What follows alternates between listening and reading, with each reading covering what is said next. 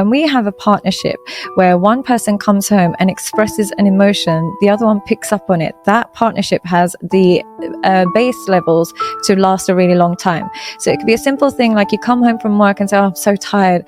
And your partner says, why? What's wrong? Simple connection. From that connection, they trust each other and then they start to lean into each other.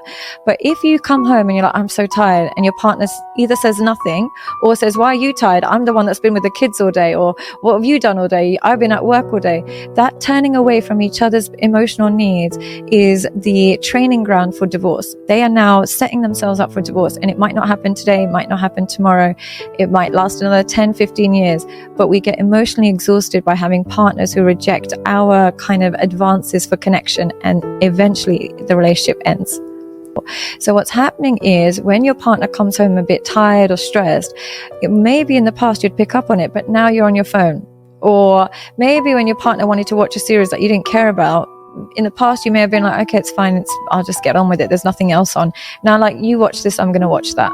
There's so many alternatives to everybody, and every person is now becoming so disposable that we can no longer have the patience to invest in people's emotional needs.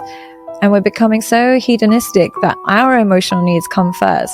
And we're being taught this in society more and more. We're always talked about put you first, self-esteem, self-assurance, self-actualization. The word self is kind of programmed in our psyche, and the collectivism that we used to have as a society is gone. So we're no longer getting happiness from somebody else's happiness. It's a selfish pursuit now, unfortunately.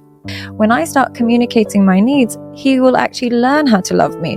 But we're teaching people to do the opposite. We're teaching people to pretend that they're somebody else, and especially pretend that they're avoidant, pretend that they're independent, pretend that they don't have these needs.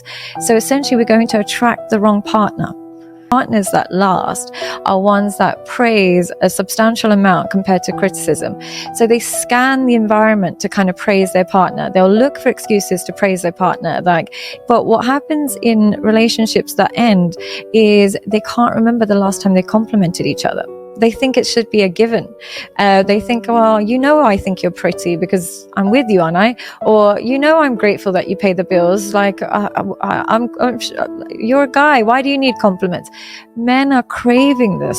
I've noticed a lot in my practice, the men that often have affairs, they're not actually seeking sex. They're seeking a woman that compliments them.